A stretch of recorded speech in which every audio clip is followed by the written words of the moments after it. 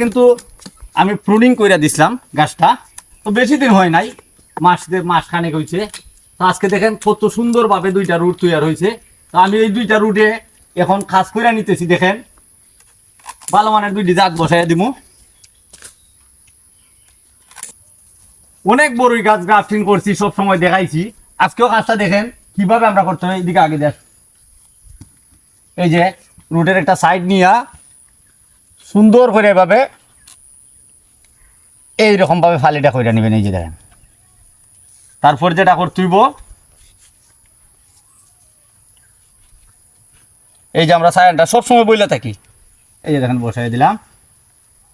রুটটা একটু বড় হইলে একটা সাইড নির্ণয় করে বসাইবেন। যে কাজটা করতে হয়, এই যে দেখেন, এই যে ফুটটা সুন্দর করে একটা টান দিয়া এইভাবে ঘুইরা বান্ডা দিয়া দিবেন, কোনো অসুবিধা নাই। এটার ভিতর থেকে সুন্দরভাবে খুশিগুলা গজাইবে, গাছগুলো হবে। তো আপনারা অবশ্যই বড়ুর ভিডিও অনেক দিয়েছি, খাসগুলা দেখা নিছেন, বুঝা নিছেন। এইভাবে খাসগুলা নিজের খাসগুলা নিজে কইরা নিবেন, দেখবেন সফলতা আসবেই। কিন্তু ভালো থাকেন, খুদা হাফেজ।